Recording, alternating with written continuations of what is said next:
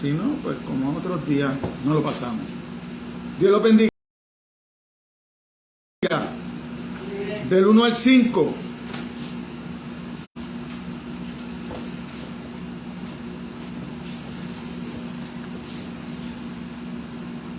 Santiago 1, versículo del 1 al 5.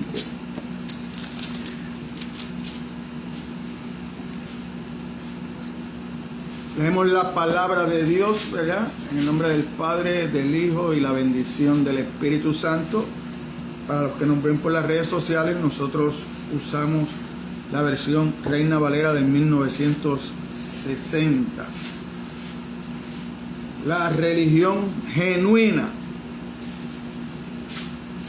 Dice la palabra de Dios: Santiago, siervo de Dios y del Señor Jesucristo, a las 12 tribus que están en la dispersación, salud. Hermano mío, tened por sumo gozo cuando os halléis en diversas pruebas, sabiendo que la prueba de vuestra fe produce paciencia, mas tenga la paciencia su obra completa, para que seáis perfectos y cabales, sin que os falte cosa alguna. Y si alguno de vosotros tiene falta de sabiduría, pídala a Dios, el cual da a todos abundantemente y sin reproche, les será dada. Padre, estamos delante de tu presencia una vez más en esta mañana en oración, Señor, para pedirte que seas tú obrando en nuestros corazones, Señor. Que no permitas que ninguno de los que está en este lugar y de los que pueda ver este mensaje en algún momento quede en la misma condición como estaba, Señor. Sé tú sanando, Señor, sé tú transformando corazones, sé tú cambiando las mentes, Señor. Sé tú haciéndolo todo, Señor. Sé tú proveyendo el alimento espiritual que necesitamos, Señor, para que nuestra fe crezca en este momento, Señor. Perdona nuestras faltas y nuestros pecados, Señor. No los tomes en cuenta en este momento, Señor. Ayúdanos a concientizarnos, Señor, en lo que es la verdadera fe, Señor, el verdadero evangelio, Señor, para conocer el verdadero Dios que se ha revelado a través de las Escrituras, Señor. Ayuda a tu siervo, Señor, porque no tiene la capacidad necesaria para exponer tu palabra, Señor, pero solo a través de tu Espíritu Santo lo podemos hacer, Señor. No son mis palabras lo que cambia los corazones, Señor. Es tu palabra la que no regresa atrás vacía, Señor. Así que la enviamos a cada uno de estos oídos aquí presentes, Señor, y a los que lo puedan oír más adelante. Te pido, Dios, humildemente, que seas tú obrando en cada uno de nuestros corazones. Yo no sé la necesidad de cada uno de mis hermanos, pero tú sí las conoces, Señor. Así que háblale y sana esos corazones heridos, Señor. Restaura, Señor, en esta hora. Y aquel que todavía no te conoce y que no ha tomado la decisión de seguirte, que a través de estas palabras que tú has puesto en mi boca, lo haga así, Señor. Que sea un llamado de tu parte para seguir añadiendo a tu iglesia los que han de ser salvos, Señor. En el nombre de tu Hijo amado Jesucristo. Amén, amén, amén.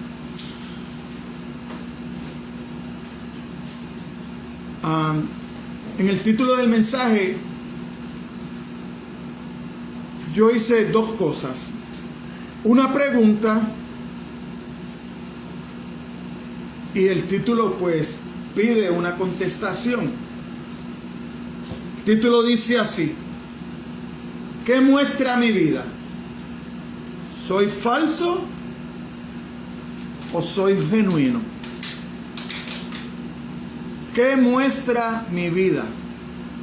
¿Soy falso o soy genuino? Como introducción al mensaje, mire, la falsificación es un problema de nuestra sociedad. Se falsifica el dinero, falsifican las tarjetas, falsifican nuestros documentos muchas veces, ¿verdad? La falsificación siempre ha sido, se falsifican las ollas, prácticamente todo lo que tiene valor se trata de falsificar. Para de algo que no tiene valor, engañar a otro con eso que falsificamos, que nosotros sabemos que no tiene ningún valor, pero como es parecido a lo que tiene valor, hay personas que pueden ser engañadas. Y con el Evangelio no es distinto. Con el Evangelio vienen falsos profetas, la Biblia habla de eso desde el Antiguo Testamento, personas que cambian el Evangelio, personas que engañan a otros y se engañan ellos mismos. Dentro de las iglesias hay montones de hermanos que piensan que van camino al cielo, pero muchos de ellos pueden estar equivocados e ir en el camino amplio, en ese camino que aceptamos a Jesucristo como Salvador, pero no como Señor. No estamos dispuestos a someternos a su palabra y mucho menos a vivir como la palabra pide. Solamente venimos a Él cuando tenemos alguna necesidad, pero después que esa necesidad es suplida, pues ya es como si se acabó el negocio. Te pagué, por decir una palabra, te pagué y estuve yendo a la iglesia un tiempo, pero como ya recibí lo que iba a buscar, ya no te busco. Ya pasas a un segundo plano. Esperemos que vuelva a tener otra dificultad, que los hombres no me puedan resolver, para entonces volver a clamar a ti. En la iglesia encontramos muchos hermanos así. Muchos hermanos que todavía no han entendido el valor de esta palabra. ¿Por qué? Porque como no se han dado a la tarea de estudiar la palabra, solamente han escuchado cositas bonitas que dice la palabra y en esas han creído. Pero cuando la Biblia habla de sometimiento, cuando la Biblia habla a través de la palabra de Cristo, si quieres venir en pos de mí, toma tu cruz cada día. Esa parte se nos hace difícil de entender. Ahora, mientras el predicador se para y te predica del Cristo amoroso, del Cristo salvador, del Cristo que no pide nada, pero te alimenta, pero te sana, pero te da, pero te saca, pero en el momento de la tempestad en el mar, Él habla al mar y el mar se calma y tú puedes llegar a tu destino tranquilo. Ese Dios nos gusta a todos. Ese Dios es fabuloso. ¿Por qué? Porque yo no tengo que poner nada. Pero Dios es mucho más que eso. Y cuando nosotros vemos el mensaje de Cristo, siempre estuvo hablando de cuánto costaba seguirlo. En un momento habla que las aves tienen nido, los animales del campo tienen guarida, pero Él no tiene ni dónde poner su cabeza. A otros les dice, me estás siguiendo, pero no porque has creído en mí. No es porque has creído en mí, no es porque estás dispuesto a someterte a lo que yo voy a pedirte, no, es porque has comido, es porque te he alimentado, es porque tú ves que el que se me acerca queda sanado, pero tu corazón no ha cambiado. Por eso es que lo vemos cuando Nicodemo viene donde él, un maestro de las Escrituras, un fariseo, ¿verdad?, que se suponía que guiara al pueblo. Y cuando Jesucristo le dice, es que tienes que nacer de nuevo, porque esto no se trata de lo que tú puedas hacer tú, esto se trata de lo que Dios va a hacer. Y a veces nosotros nos confundimos igual que ellos, porque nosotros podríamos pensar, no, que es que esos son los discípulos, que mira qué poca fe teníamos. Nosotros somos iguales, ¿sabes? Nosotros somos iguales. Nosotros en el momento del problema, en vez de venir a las Escrituras y ver las promesas de Dios, como nos dice Primera de Corintios en el capítulo 10, los versículos 6, los versículos 11, ¿verdad? Que estas Escrituras están ¿para qué? para aconsejarnos a nosotros. Pero nosotros no hacemos eso. Empezamos a llorar y a decirle a Dios, pero ¿y por qué yo? Si yo estoy yendo a la iglesia, si yo te sirvo. Pero a través de la prueba nosotros vamos a ver, es que está el crecimiento. Porque yo solamente le puedo decir a Dios que lo amo y demostrarle a Dios que lo amo cuando yo amo a mi prójimo. No es de boca. De boca todos los amamos. Ahora, en el sometimiento a los demás.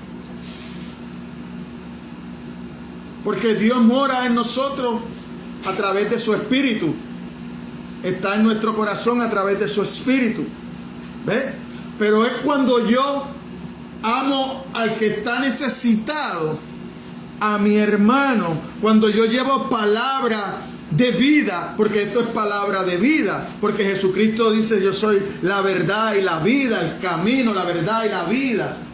Cuando yo soy ese discípulo que encamino a otro, cuando yo me desprendo de lo mío para ayudar a otro, ahí yo le demuestro a Dios que lo ama. Porque hay un versículo en la Biblia que está el Señor hablando con un discípulo y le está diciendo: no, porque mira, cuando me fuiste a visitar, cuando yo estaba enfermo, cuando yo estaba en la cárcel, cuando me diste de comer, cuando me diste de beber. Y el discípulo mira así y dice: pero yo nunca he hecho eso contigo. No, no lo has hecho conmigo, pero yo he visto que lo has hecho con uno de mis pequeñitos. ¿Ves? Lo has hecho con tu prójimo. Porque nosotros no tenemos nada para darle a Dios. Nosotros no tenemos nada para ofrecerle a Dios. Cuando nosotros podemos hacer algo por Dios es cuando lo hacemos con el prójimo. Es cuando podemos ver las multitudes como las vio Jesús, como ovejas sin pastor.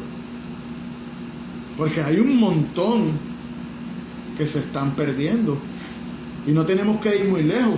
No tenemos que salir del techo de nuestras casas, en nuestras casas. Entonces, nosotros le demostramos a Jesús cuando nosotros nos sometemos a la obediencia de Él. Y entonces de nuestra boca va a salir palabra de amor, porque va a salir la palabra que hemos aprendido, que Dios nos ha ayudado a nosotros internalizarla. Una palabra que en el momento de la necesidad yo puedo venir y meditar en ella.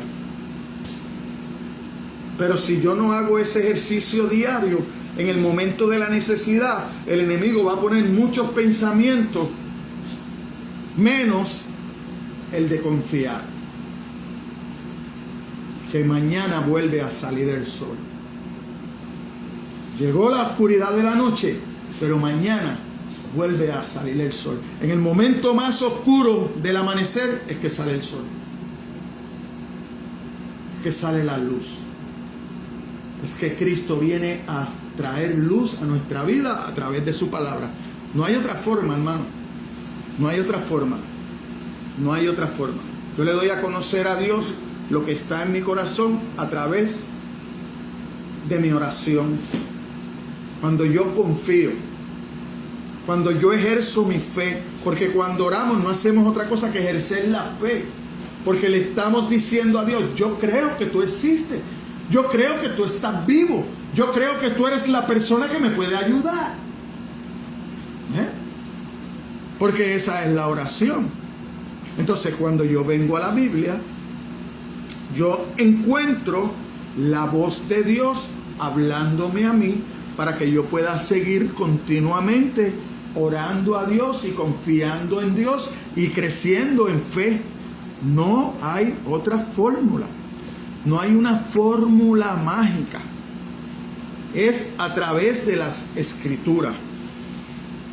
Entonces, el falsificador, el maestro genuino de la falsificación, es Satanás. Mira cuando usted va a 2 de Corintios 11, 14 y versículo 15, ¿qué le dice la palabra de Dios? Que Él se disfraza como ángel de luz. una falsificación. Entonces, la falsa forma del cristianismo piensa que se hallan en el estrecho camino que conduce al cielo los que caen en la trampa de la religión fingida o que confían en su concepto personal de la salvación, pero están en realidad en camino de la condenación y el castigo eterno. Porque hay muchos dentro de la iglesia que piensan que van a llegar al cielo por su forma de caminar, por lo que ellos hacen, pero no por su confianza y su fe en Jesucristo.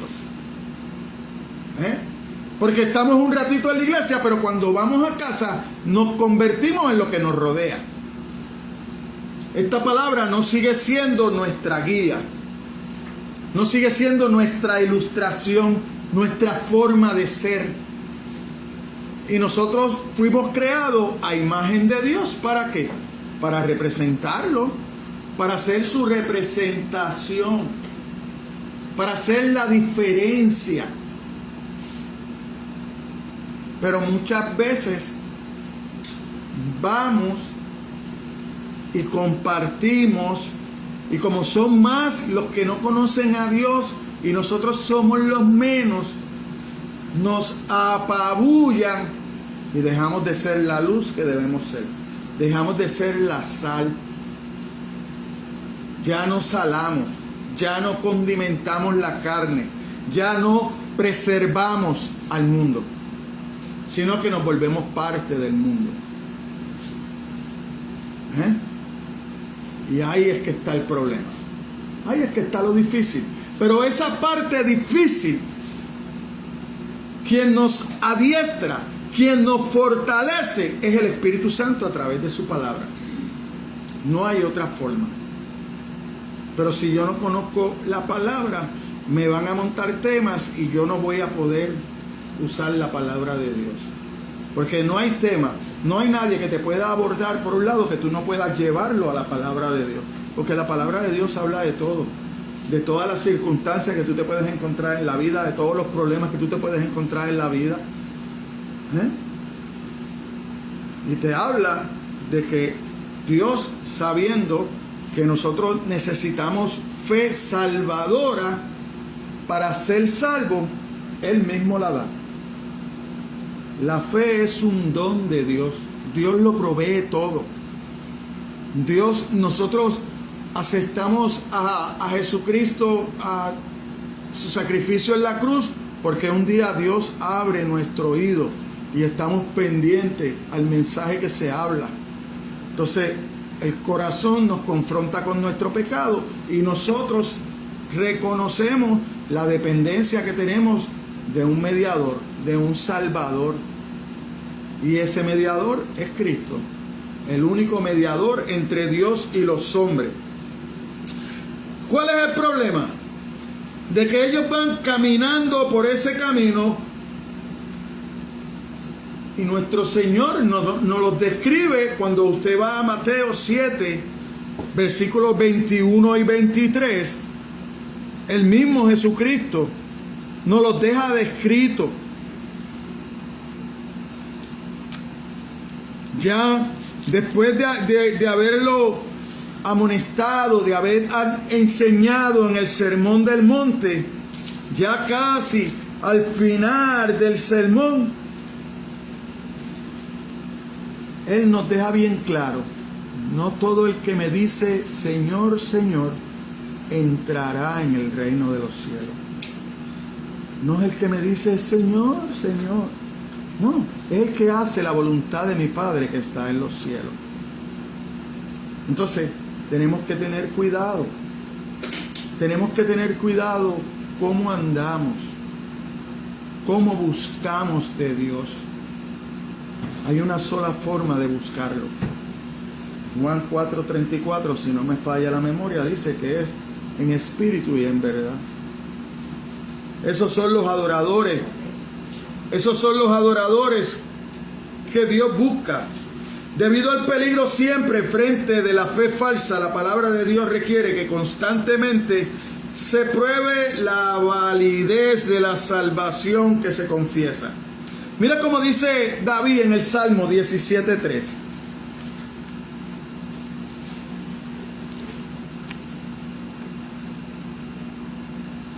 Estaba siendo perseguido y acusado con falsas acusaciones, ¿verdad? Pero David clama al Dios Todopoderoso y dice: tú has probado mi corazón, me has visitado de noche, me has puesto a prueba y nada inicuo hallaste. He resuelto que mi boca no haga transgresión. Examíname, oh Jehová, y pruébame, y examina mis íntimos pensamientos y mi corazón. Es necesario que nosotros escudriñemos nuestras mentes. Es necesario que lo hagamos a través de la palabra. Se hizo eco de esa súplica 139. Cuando uno va al Salmo 139, versículo 23, 24, mire cómo dice: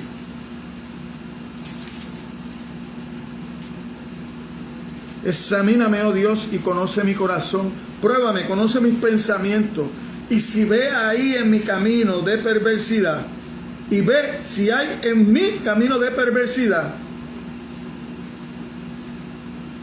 y guíame en el camino eterno. ¿Cuántos de nosotros estamos dispuestos a hacer eso? A pedirle a Dios que nos examine, que a través de su palabra nos lleve al camino eterno. Si usted va a Lamentaciones, en el capítulo 3, en el versículo 40, nos encontramos a Jeremías.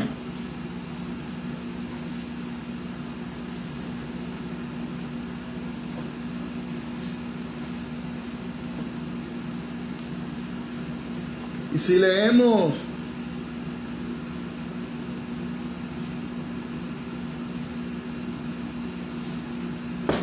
dice así: escudriñemos nuestros caminos y busquemos y volvámonos a Jehová.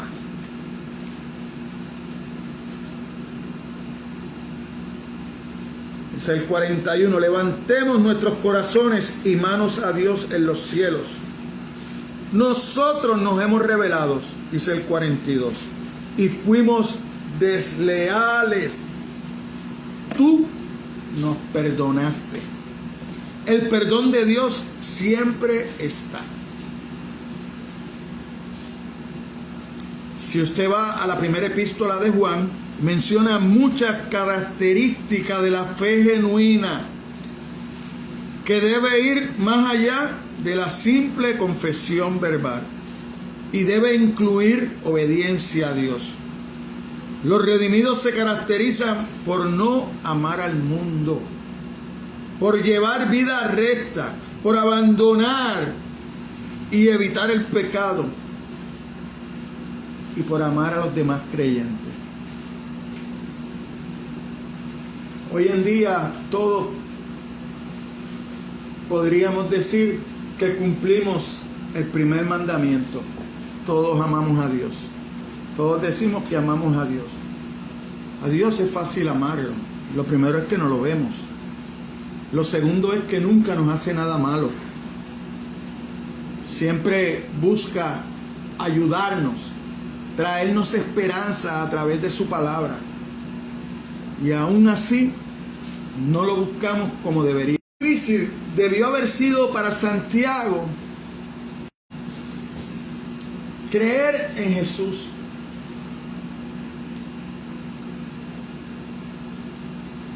Por eso ninguno de los hermanos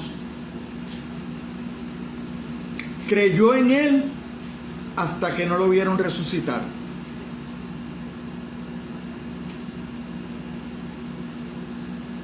Porque qué difícil debería ser para cada uno de nosotros crecer con nuestro hermano mayor perfecto, sin pecado.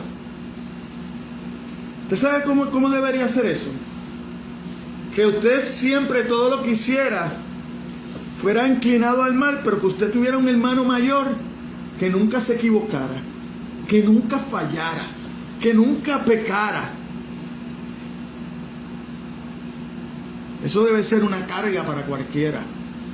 Porque yo me imagino nuestros padres imperfectos también siempre diciéndonos, pero ¿y por qué tú no puedes ser como tu hermano? Pero mira a tu hermano que no hace esto, mira a tu hermano que no hace lo otro. Entonces, yo me imagino que Santiago debe haber crecido con eso. Ya eso nada más es para odiar a mi hermano. Ya no quiero estar ni donde él esté. ¿Verdad? Y así fueron todos sus hermanos. Porque crecieron ahí. Aunque en los primeros días Jesucristo no hacía milagros, pero ya después, cuando él va creciendo, yo me imagino a Jesucristo hablándole las cosas del Padre a ellos. Por eso es que nosotros vemos a los hermanos decirle, oye, déjate ver a los demás, esas cosas que tú dices, esas cosas que tú haces, eso mira, que todo el mundo lo vea, vamos para la fiesta, vamos, hazlo frente a la gente. ¿Por qué? Porque no le creían. Bien lo dijo Jesucristo, ¿verdad? Entonces,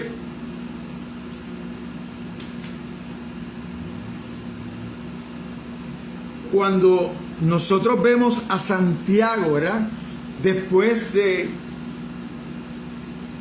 convertirse, ¿verdad? Que las Escrituras nos dicen que de las personas que Cristo se le apareció directamente y habló directamente con él, podría ser hasta en privado, fue a Santiago.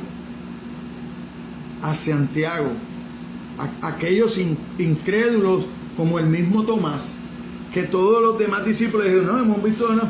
Yo no lo, si no meto mi dedo en su rotito de la mano y en el costado, si no lo veo, no ha resucitado para mí.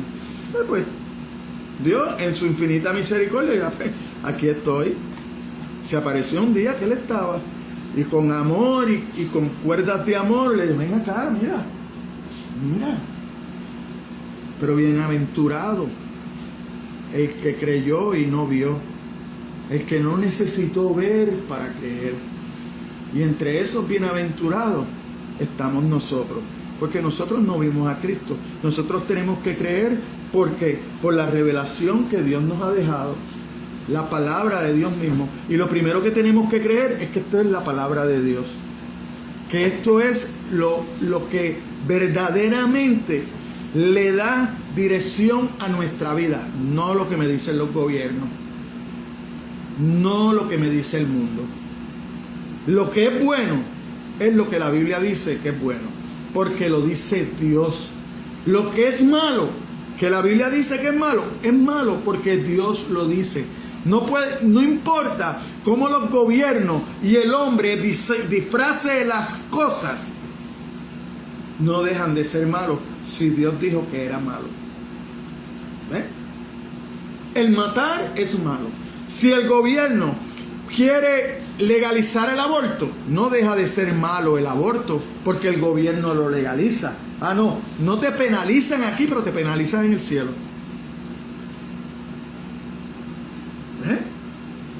Entonces, nosotros como cristianos tenemos que convencernos que esta palabra es la verdad de Dios. Es la única verdad. Es la que nos dirige de camino al cielo. Es nuestro camino. Es el que nos lleva a la puerta estrecha. Es el que nos ayuda, nos fortalece para caminar por el camino angosto. No hay otra forma de caminar por ese camino angosto y de entrar por esa puerta estrecha si no usamos la palabra de Dios. Entonces, mire cómo dice Santiago, siervo de Dios y del Señor Jesucristo, a las 12 tribus que estaban en la dispersión, o sea, estaban en la persecución, estaban siendo perseguidos. Pero me gusta más la traducción de la Nueva Traducción Viviente, porque esa dice, esclavo de Dios y del Señor Jesucristo. Así se consideraba Santiago. Esclavo de Dios y del Señor Jesucristo. ¿Qué implica? Ahí hay 4 implicaciones en esas pequeñas palabras. 1, si tú eres esclavo, explica una obediencia absoluta. Porque en el tiempo de los esclavos, su palabra no valía nada, era lo que dijera el Señor, donde quiera que fuera. El Señor tenía hasta potestad para quitarle la vida.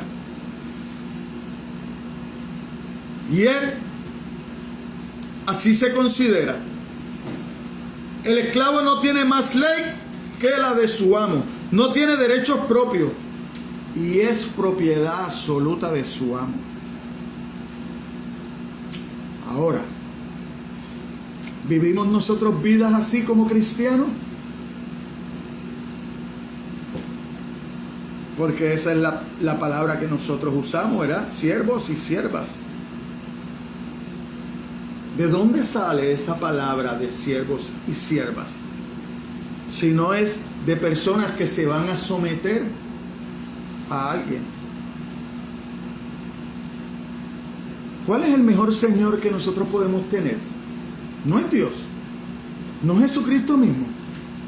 ¿Y por qué entonces se nos hace tan difícil someternos a la palabra de Dios y nos sometemos a las cosas del mundo?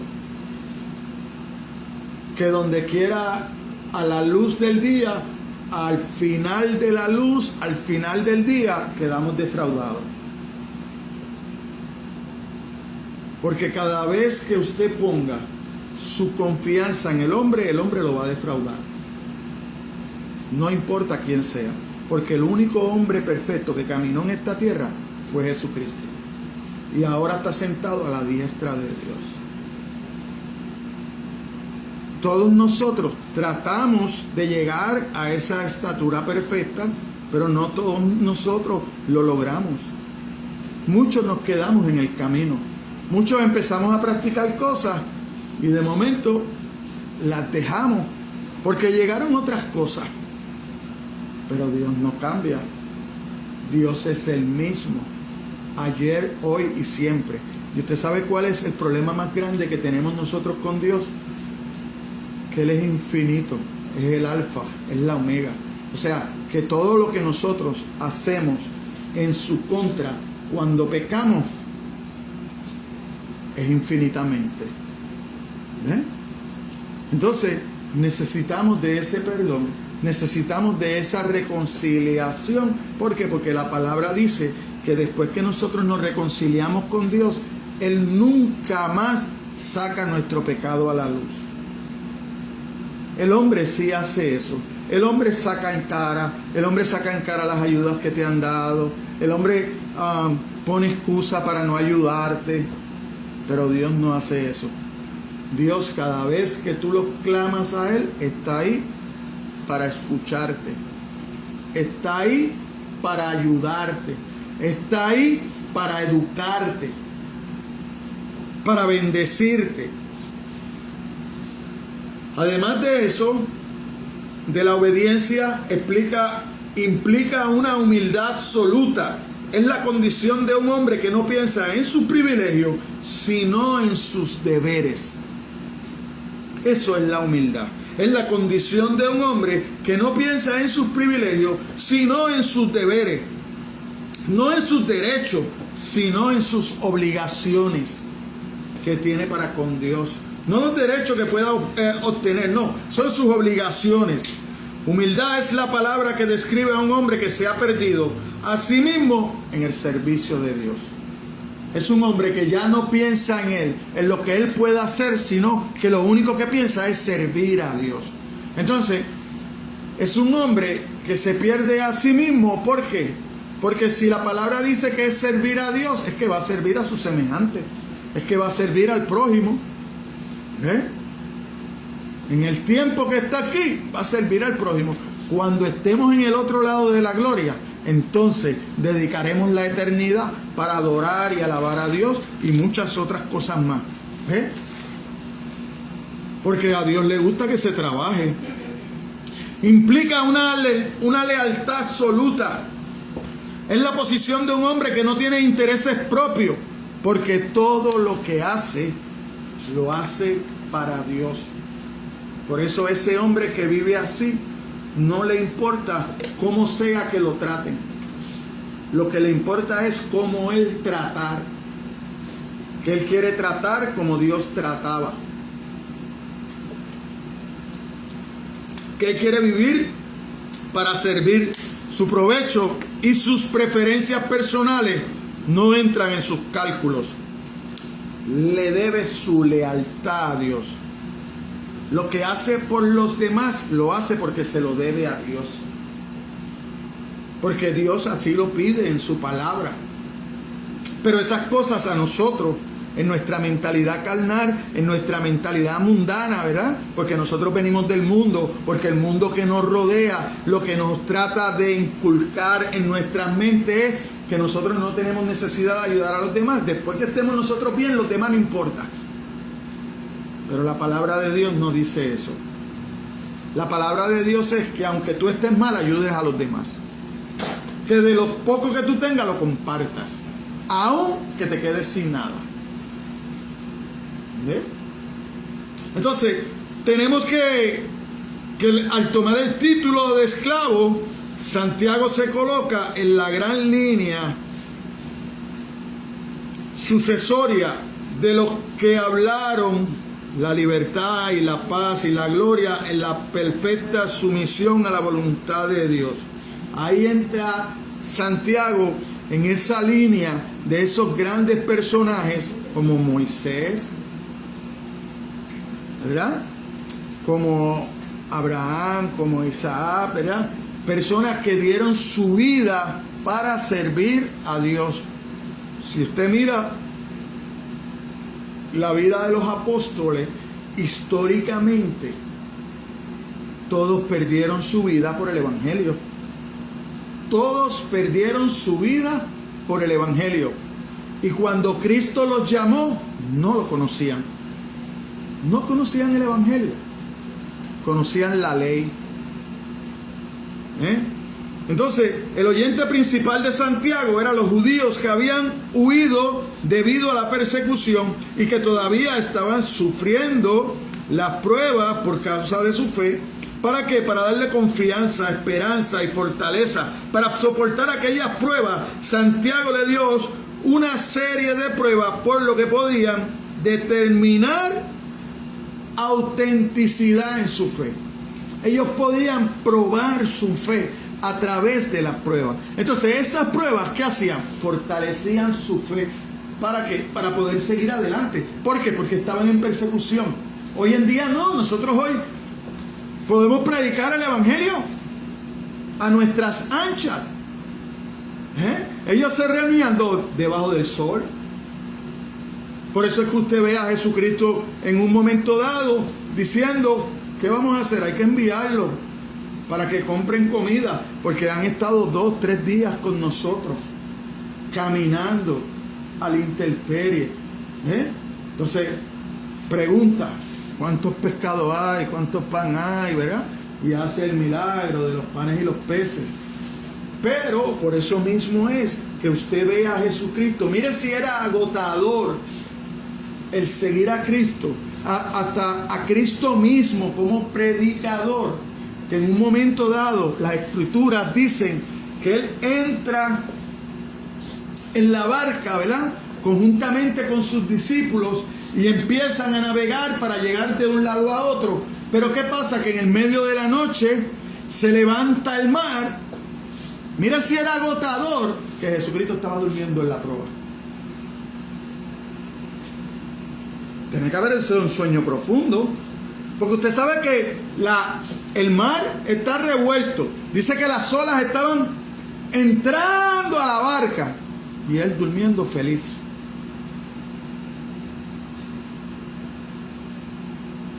Es agotador seguir a Cristo.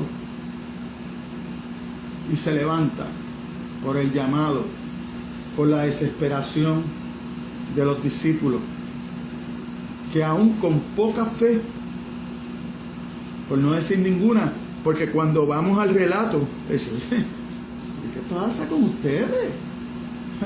¿Dónde está su fe? Se calmó todo. Aún con poca fe, Dios nos escucha. Dios contesta nuestras oraciones. No hay que tener una fe inmensa. La mayoría lo que tienes es que tener. No tiene que ser bien grande, pero tienes que tener fe. Es necesario. Si tú quieres ser sanado, si tú quieres ser salvado, tienes que tener fe. Eso no era lo que decía Jesucristo. Tu fe te ha sanado. Tu fe te ha salvado. Hubieron otros que demostraron tener más fe que los demás. Como el militar, que le dijo, no, mira, yo soy un militar y yo doy orden, y yo sé que tú, por tu palabra, y todo fuera hecho. Pues vete, como tú has dicho. Cuando llegó, estaba sanada su hija. No es necesario mucha fe, pero sí es necesario tener fe. Es necesario reconocer con quién tú hablas, a quién le pides. A veces las pequeñas cositas nos llevan a esos momentos de impaciencia que nos terminamos en una depresión. Y Jesucristo dice que con una poquita de fe, así como un grano de mostaza, basta para que tu depresión y tu necesidad sea echada afuera. Tenemos que confiar, iglesia. Confiar en que el Dios de esta Biblia es el Dios de poder. Es el Dios creador. Es el Dios que puede transformar todas las cosas. No es un Dios de balde. No es un Dios de balde. Es un Dios que merece toda nuestra atención y toda nuestra vida. Es un Dios que merece que nosotros lo demos todo por Él. Porque ahí nos vamos a gozar. Mira cómo dice los versículos 2 y 3. Hermanos míos, tener por sumo gozo cuando os halléis en diversas pruebas. Wow. Debo estar en sumo gozo cuando estoy en prueba, cuando estoy en necesidad. Eso no suena normal. Eso no suena normal para el mundo. Que en el momento de necesidad, de mi dolor, yo esté cantando, yo esté alabando, yo esté dando gloria a Dios. Porque algo viene detrás. Él me va a fortalecer. Él me va a tomar en sus brazos. Él me va a llevar al otro peldaño. Él no me va a dejar ahí en la prueba. Él va a venir a consolarme. Pero nosotros preferimos la consolación del hombre y no la de Dios. Por eso nos desesperamos. Por eso salimos a buscar consolación por ahí, a donde la encontremos. Pero no clamamos a Dios. No le damos gracias por el momento que estamos pasando, porque eso nos va a hacer crecer en nuestra fe y en nuestra comunión con Él. Mire cómo dice el 3. Sabiendo que la prueba de vuestra fe produce paciencia. El resultado de la prueba soportada con la debida actitud es la fuerza para soportar aún más y conquistar en batallas todavía más duras. Si tú estás pasando hoy, si tú estás pasando hoy por una prueba, por un dolor,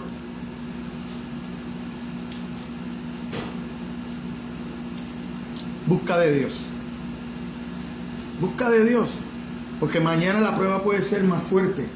Porque es lo que te está preparando. Es lo que te está preparando. O si tú te pones a mirar, ¿verdad?, en las circunstancias que estás viviendo, hay cosas que no hiciste que debiste haber hecho para tener paz y tranquilidad en estos momentos que estás pasando por esa situación.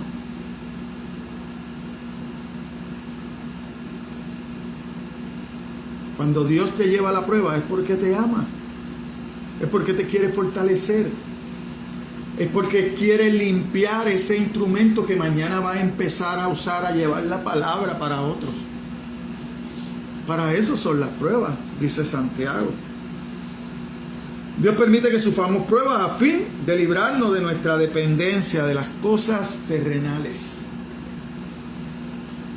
A veces ponemos mucha confianza en las cosas terrenales, en nuestras posesiones, en nuestro dinero, en lo que podamos adquirir. No vivimos el día de hoy, ya estamos pensando en lo que vamos a hacer mañana. No te gozas el momento, no te gozas este momento sublime de estar delante de la presencia de Dios estar hablándonos a través de su palabra, porque tu pensamiento está fuera de lo que vas a hacer ahorita en la tarde. Porque te invitaron a comer. Porque te vas a encontrar con fulano de tal. Porque ya tengo que ir preparándome porque mañana tengo un viaje. Entonces, no te permite crecer, porque no te permite relacionarte con Dios de la manera que Él se quiere relacionar. Porque aún estando aquí, a veces estamos de cuerpo presente. Porque nuestra mente está en otro lado. Porque alguien dijo que nos iba a llamar y estamos pendientes a esa llamada. Porque nos preocupamos por lo que trae el día de mañana, pero cada día trae sus propias causas. Y Dios quiere que tú vivas tu vida día a día. Y no solo que la vivas día a día, que la vivas dependiendo de Él, poniendo tu fe en Él, creciendo en Él. ¿Por qué? Porque tú le dijiste al mundo que tú eras cristiano. Ese sello no te lo puso Él, ese sello lo escogiste tú. Cuando un día levantaste tu mano y dijiste: te voy a seguir, te necesito, sálvame, estoy perdido. Fue tu decisión. Dios nunca ofrece nada que no haya hecho Él. Por eso cuando Él te dice: toma tu cruz, porque Él murió en la cruz. Perdona a los demás, porque Él perdona. Si te piden 1 milla, camina 2 con Él, porque Él lo hizo. Lo escupieron, lo ofetearon, nunca se quejó. También nos dice: a través de muchas tribulaciones heredaremos el reino de los cielos. No es como nos ofrecen en la prosperidad. No es como nos ofrecen aquellos que dicen: no, ata, desata, no. Porque la confesión de fe no dice una cosa muchas veces, para que tú veas que se te va a dar. Eso es espiritismo. Eso es espiritismo, porque eso no está en la Biblia.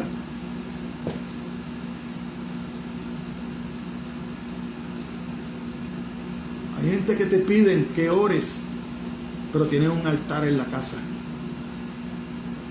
llenito de imágenes. Eso no te lo enseña la Biblia. Eso es de lo primero que te dice que no hagas. Eso es lo que está en Génesis. ¿Qué hizo el pueblo de Dios? Los sacaron, los bendijo, los pasó por el Mar Rojo, los llevó al desierto para que conocieran su corazón. A eso fue que Dios los llevó al desierto, para que conocieran cada uno lo que tenían en su corazón. Por eso se fueron quedando en el desierto. De todos los que salieron, solamente 2 entraron a la tierra prometida. Así de difícil es entrar al cielo también. Si no, búsquese el tiempo de Noé. 8 sobrevivieron.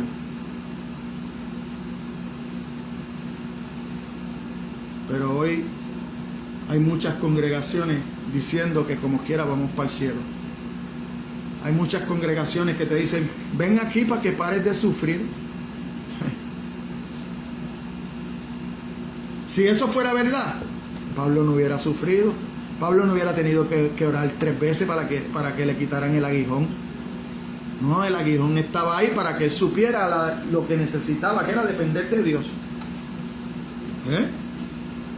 Entonces, por la forma en que nos enfrentamos con las experiencias de la vida, nos estamos capacitando o incapacitando para que la labor que Dios quiere que realicemos. ¿Por qué? Porque mire cómo dice el 4: mas tenga la paciencia su obra completo para que seáis perfectos y cabales, sin que os falte alguna cosa. Cuando usted busca de Dios, cuando usted se acerca de Dios, usted tiene lo que necesita para ser perfecto en las cosas de Dios. En las cosas de Dios. Y en lo secular le da la paciencia y la paz para esperar que llegue su momento. Entonces, gradualmente esta constancia a toda prueba desplaza las debilidades y las imperfecciones del carácter de una persona. Las capacita diariamente a conquistar antiguos pecados.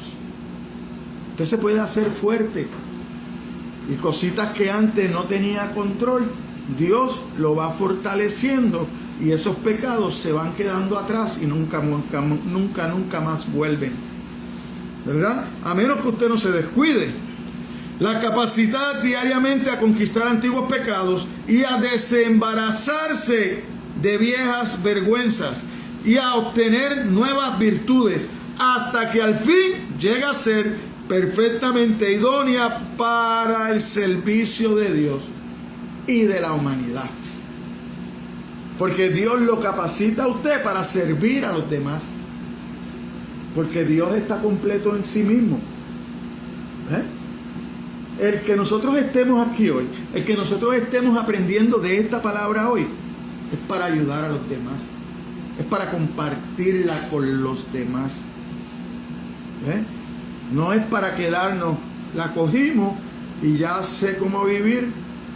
¿Por qué? Porque aunque usted empiece a vivir por la palabra, está incompleto. Porque el deseo de Dios es que usted ayude a otro. Entonces, si usted no la comparte, no está completando el ciclo. Si usted se queda con ella, sí, le va a servir para usted vivir, pero usted no le sirve a Dios. Y lo ideal es para Dios y la humanidad. Usted le demuestra que lo ama cuando usted pone su palabra al servicio de los demás. Cuando usted actúa como la palabra dice. Pero muchos de nosotros no hacemos eso. Muchos de nosotros no estamos dejando que esta palabra nos transforme al extremo de que vivamos por ella. De que cuando nos vean fuera como si abrieran la Biblia a las personas. Porque nuestro trato es diferente. Lo que sale de nuestra boca es esta palabra, dulce, amorosa. Como era el paladar del salmista, como miel. Pero entonces, mire si nosotros tenemos esa raíz de egoísmo que no la compartimos ni con los nuestros. No la comparto ni con los de mi casa. Mucho menos lo voy a compartir afuera. ¿Por qué? Porque no le doy ejemplo a los de mi casa. Porque si en algún sitio yo soy diferente a esta palabra, es en mi casa. Los de mi casa saben si esta palabra me ha cambiado o no me ha cambiado. Porque esos sí me conocen. Ahí yo no me velo porque estoy en mi casa. En la calle a lo mejor usted se vela porque a lo mejor aparece un hermanito de una iglesia o alguien que me conozca y pues, como siempre, la maldad, ¿a dónde busca? ¿A dónde busca ir? ¿Dónde buscan? Los que hacen fechoría, ¿a dónde buscan? La noche, la oscuridad, secreto, donde no se vea. Pero la palabra dice que lo que tú haces en secreto, Dios lo saca a la luz. Entonces, no te puedes quedar en secreto porque Dios no lo va a permitir. Y Dios es luz. La fe fuerte. Mira cómo dice el 5. Y si alguno de vosotros tiene falta de sabiduría, pídala a Dios, el cual da a todos abundantemente y sin reproche, y les será dada. La fe fuerte y sana no se basa en las emociones, sino en el conocimiento. Nos está diciendo Dios, el que está falto de sabiduría, ¿qué dice? pídale a Dios. Nuestra fe no depende de emociones. Nuestra fe no se basa en las emociones, sino en el conocimiento y la comprensión de las promesas de la verdad de Dios, que es la sabiduría espiritual. Porque mucha gente tiene conocimiento, los doctores tienen conocimiento en medicina, pero no tienen conocimiento de cómo salvarse. Y para ellos esto es locura. Para nosotros es poder de Dios, porque es la forma que usa Dios para transformarnos, su palabra. Pero para aquellos que tienen conocimiento, aquellos que tienen conocimiento de ingeniería, ¿verdad?, en diferentes cosas seculares, y que son importantes, porque aun que no conocen a Dios, son instrumentos de Dios. Dios los usa para sanar, Dios los usa para construir. La palabra de Dios se tiene que cumplir, y dice que en los últimos tiempos la ciencia será avanzada, crecerá. Pues mira, así estamos. Mira cómo están las comunicaciones hoy en día, de un lado del mundo al otro, en segundos. La palabra de Dios se va a cumplir. Es la única verdad que hay. Es lo que no pasa de moda. Es lo que cada día más se confirma más. Entre más nos acercamos a Dios, el conocimiento. Por eso es que la palabra dice que en la mucha ciencia nos acerca a Dios. El conocimiento, eso quiere decir ciencia, conocimiento. Mucho conocimiento de la palabra nos acerca a Dios. Esta letra no es muerta. Esta letra es como espada de doble filo, dice la palabra. Y dice que no regresa atrás vacía. Donde quiera que usted la oiga, donde quiera que usted la habla, no regresa atrás vacía. A lo mejor no germina ahí y usted habló, no vio ningún fruto. Pero a lo mejor esa persona, en un momento de necesidad, se recuerda lo que usted le dijo. Ahí germinó la palabra. O fue a otro sitio y allá le hablaron y mira lo mismo que me dijo. Ay, es verdad. Entonces ahí germinó la palabra. Pero lo que pasa es que nosotros, acostumbrados a vivir en la velocidad del mundo, queremos que todo sea al instante. Y por eso es que entonces hemos imaginado un Dios para nosotros. Y por eso vivimos creyendo que Dios es igual que nosotros, pero la palabra dice que sus pensamientos son más altos que los míos y que sus caminos no son mis caminos. Que yo no espere que Él obre como yo obraría, porque sería imperfecto. Él siempre va a obrar de acuerdo a su soberanía y su santidad, que es lo que a muchos no les gusta. A muchos no les gusta oír que Dios es santo. Y de sus características es la única que la Biblia nos lo repite para que estemos seguros. Santo, santo, santo. No veo en ningún lado de la Biblia dice Dios es amor, amor. Dios es perdón, perdón, no. Sí, es todo eso. Y como es infinito, es por lo infinito. Pero la santidad de Dios, lo separado que Él está del pecado y del mundo, lo hace 3 veces santo. Así. Entonces, ¿cómo yo sé que la santidad es cuestión de separar? Porque cuando usted va al Antiguo Testamento, usted ve que los utensilios del templo que se van a usar para las ceremonias para adorar a Dios, Dios pide que los santifiquen, que los separen para ese uso nada más. Y usted es separado para servir a Dios. Eso es lo que lo hace santo a usted. Dios lo ha separado a usted para servirle a Él. No es para venir un ratito el domingo y la semana seguir haciendo lo que le da la gana. No, usted recuérdese eso, que si usted es santo, usted es separado para Dios. Entonces, velemos lo que miramos, velemos lo que oímos, velemos todas esas cosas. ¿Para qué? Para agradar a Dios. No vivamos para agradar al hombre. No, vivamos para agradar a Dios. Y entonces Dios se glorificará en cada uno de nosotros. Porque si nosotros no hacemos así, no podemos ser instrumento de Dios nunca. Nunca vamos a llegar a ser instrumento de Dios. Cuando los creyentes afrontan tiempos de prueba, sea física, emocional, moral, espiritual, tenemos mucha necesidad de la sabiduría de Dios en tales momentos.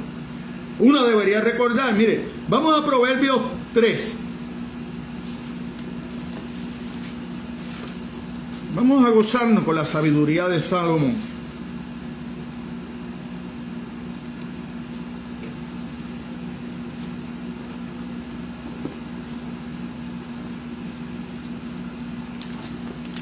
Versículos 5 y 7.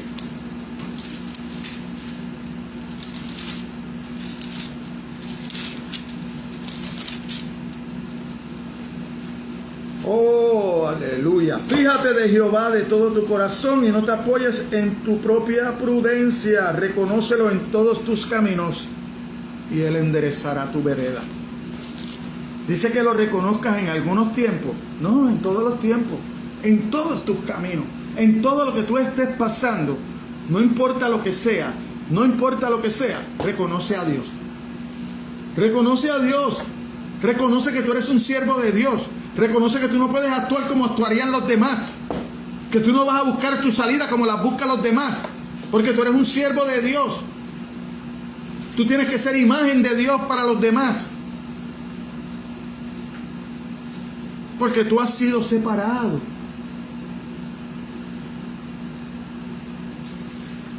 Y eso podría ser difícil, pero Dios es el que nos ayuda para poder hacer eso.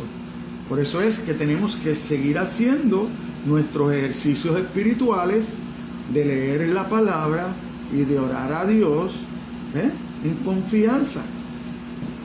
En confianza.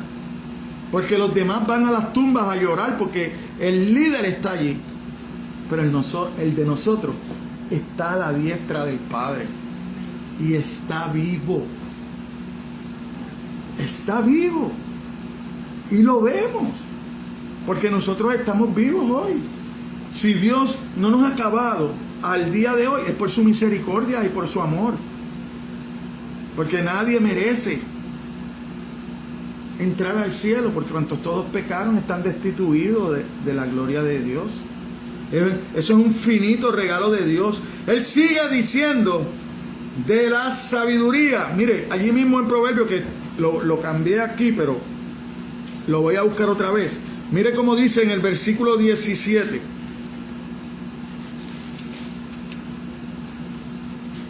De Proverbios 3.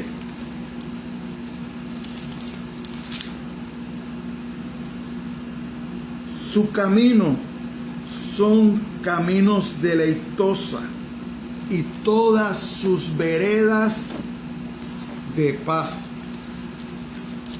Sus caminos son caminos deleitosos y todas sus veredas de paz. Si nosotros fuéramos más adelante, aquí mismo en el libro de Santiago, en el versículo 17 del capítulo 3 de Santiago, mira lo que dice Santiago.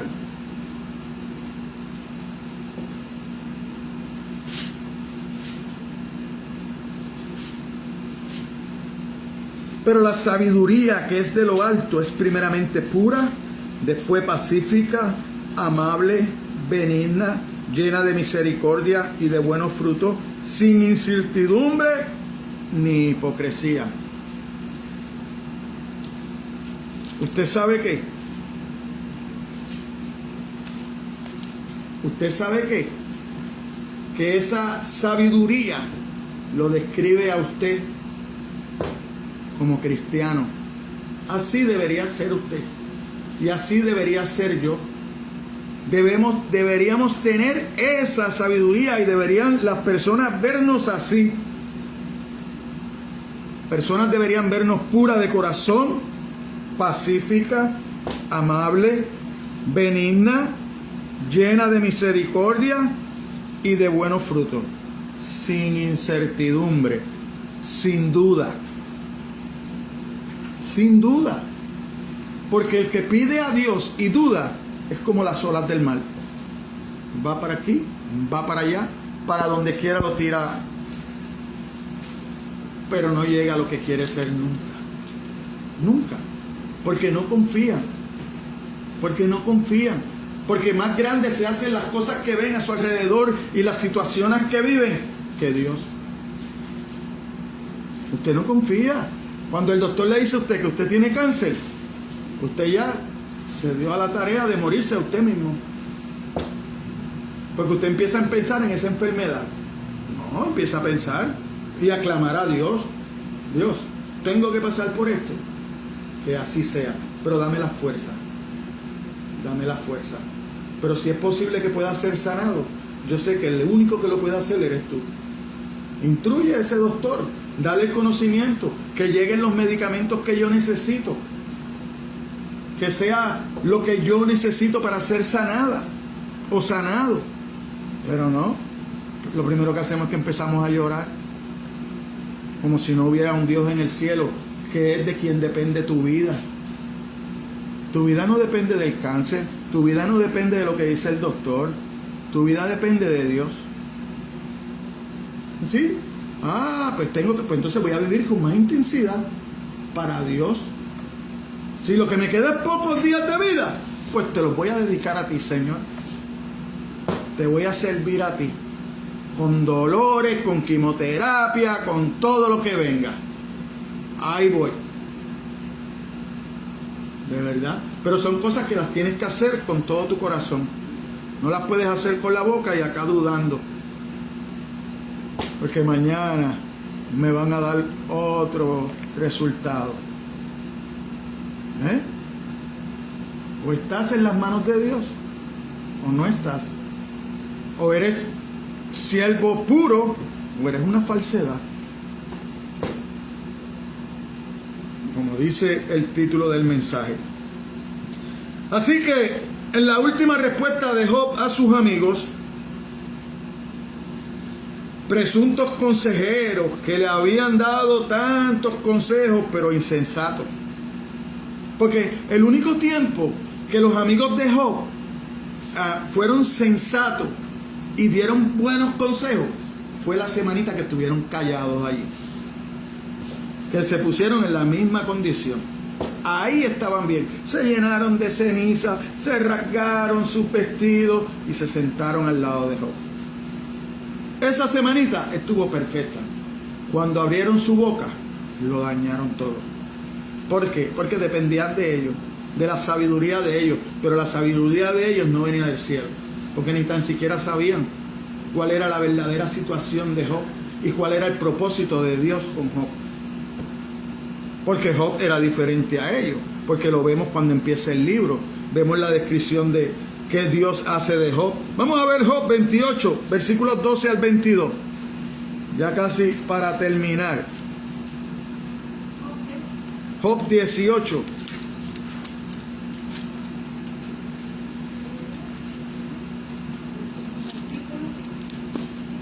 Job 28, versículos 12 al 22.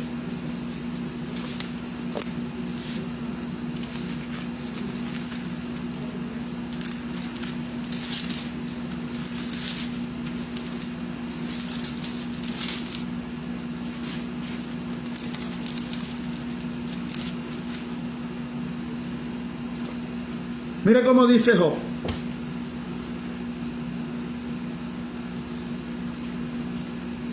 No se hará mención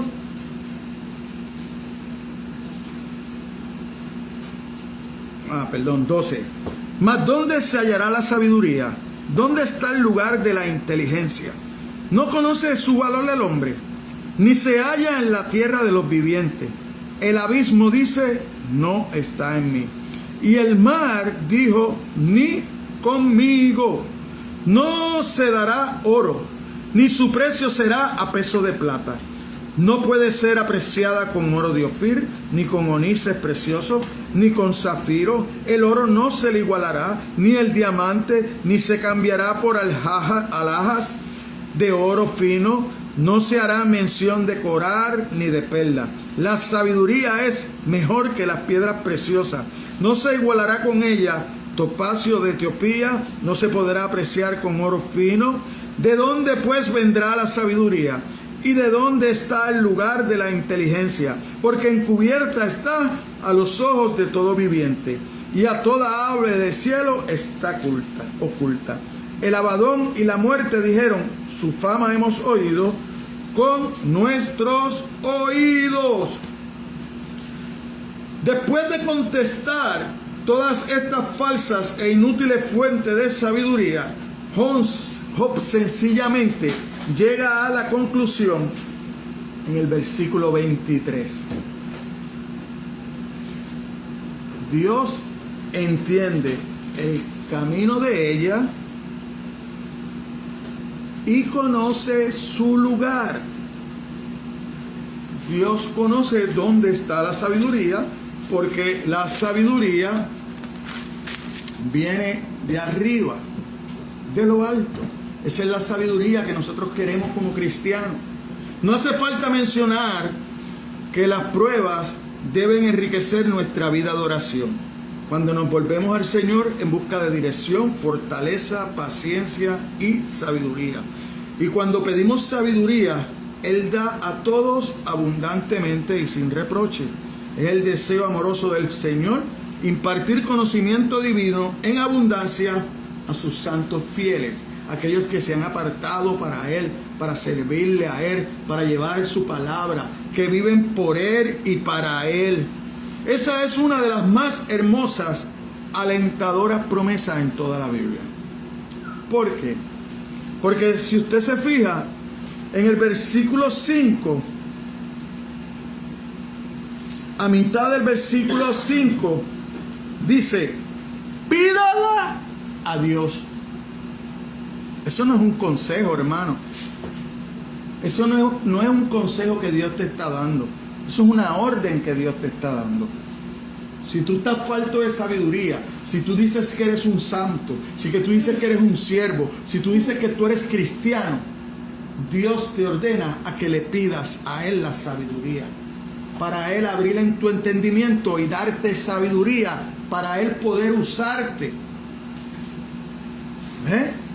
como siervo suyo, santo, que se deleita en servirle. No que le sirve para deleitarse. No. Tú te deleitas en servirle a Dios. Tú te deleitas en servir a los demás. No busca que los demás te sirvan a ti, porque Jesucristo no vino para servir. Vino para servir, no para ser servido. Entonces, la mayoría, una gran parte de la iglesia está llevando el mensaje erróneo de que tú eres cabeza y no cola. Tú estás para ser servido porque tú eres hijo de un rey. Pero Jesucristo dijo lo contrario. Jesucristo dijo: yo vine para servir, y lo demostró. En el último día, antes de ir a la cruz, le lavó los pies a sus discípulos y le dijo: ustedes me llaman discípulos, ustedes me llaman maestro, ¿verdad? Ustedes me llaman Señor y Maestro. Y bien lo han dicho, sí lo soy. Pero miren el Señor y el Maestro, el ejemplo que les está dando. Yo les sirvo a ustedes, yo los llamé a ustedes, yo los busqué a ustedes para darle una mejor vida. ¿Aquí en la tierra? No, allá en el cielo. Porque cuando se despide de ellos, le dije: me voy a preparar moradas. No digo: me voy para arreglar tu vida aquí. No, me voy a preparar morada para que donde yo estoy, ustedes estén, para la honra de Dios. ¿Ve la diferencia? Sencilla. Esa es la diferencia. A eso es que nosotros venimos, a servir a Dios, a buscar de las cosas de arriba. Hay que dejar de mirar horizontalmente, porque horizontalmente me llega la vista hasta ahí. Pero si salgo por aquí y miro para el cielo, no se me pierde por ahí la vista, porque no tengo infinito. Porque Dios es infinito. Pero nosotros nos acostumbramos a mirar hasta aquí. Solamente queremos aquí. Pues entonces, te puede pasar como el relato del rico. Lo disfrutaste todo en la tierra. Ahora Lázaro lo va a disfrutar en el cielo. ¿Es aquí donde tú quieres disfrutar tus mejores días? ¿Es aquí? Sí, pues disfrútalo sirviéndole a Dios. Entregale tu vida a Dios. Este es el día, este es el momento de decirle a Dios, te voy a servir. Pero hazlo de corazón. ¿Eh? No importa lo que me pase, no importa el sufrimiento que tenga, te voy a servir, Señor.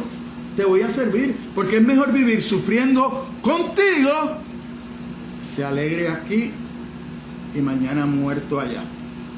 ¿Eh? La idea es llegar al cielo, llegar a la estatura del varón perfecto. Si usted está aquí y esa no es su meta, creo que está perdiendo su tiempo aquí. Si su meta no es llegar a la estatura del varón perfecto, Cristo Jesús, pierde su tiempo en la iglesia. Porque ese debe ser su meta, llegar a la estatura del varón perfecto, para que un día el Señor de Reyes y el Señor de Señores le diga a usted, adelante, siervo fiel. No le diga como leímos en Mateo 7, 21, 23, aléjate de mí que no te conozco. O como en un momento le dijo a Pedro, aléjate de mí, Satanás, que no pones la mirada en las cosas de arriba, y si no en las de aquí, en la tierra, en las del hombre. ¿Cuántos cristianos están viviendo ese tipo de vida? Poniendo su mirada en las cosas de la tierra y no en las del cielo. Entonces, pídala. Santiago no está dando un consejo, como le dije, personal, sino una orden divina. Por lo tanto, nuestro clamor al Señor por sabiduría no es una opción, es un mandato. Mira cómo Jeremías, ya para terminar, habla de parte de Jehová.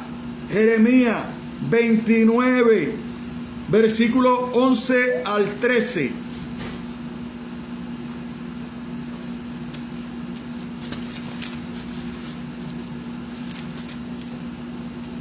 Jeremías 29, versículo 11 al 13.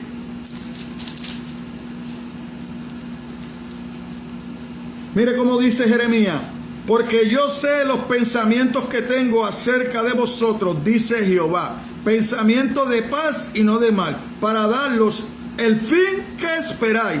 Entonces me invocaréis y vendréis y oraréis a mí y yo os oiré. Si tu esperanza no es llegar a ser a la estatura perfecta, como te dije, tienes problemas. Porque entonces tus oraciones no van a llegar. Tus oraciones no van a llegar. Cuando usted va a Juan 14, 13, Jesucristo mismo nos dice: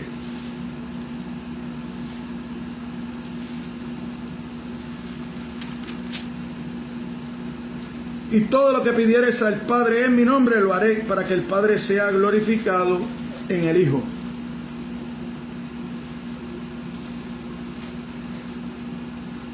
Y Él dará abundantemente esa generosidad divina. Se expresa en la hermosa promesa de Jesús. Mire Mateo 7, del 7 al 11, para que usted vea.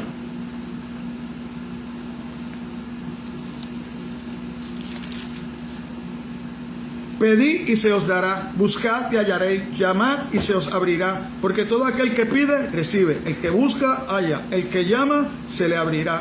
¿Qué hombre hay de vosotros que si su hijo le pide pan, le dará una piedra? O si le pide un pescado, le dará una serpiente? Pues si vosotros, siendo malos, sabéis dar buenas dádivas a vuestros hijos, cuánto más vuestro Padre que está en los cielos dará buenas cosas a los que le pidan. A los que le pidan. Conclusión: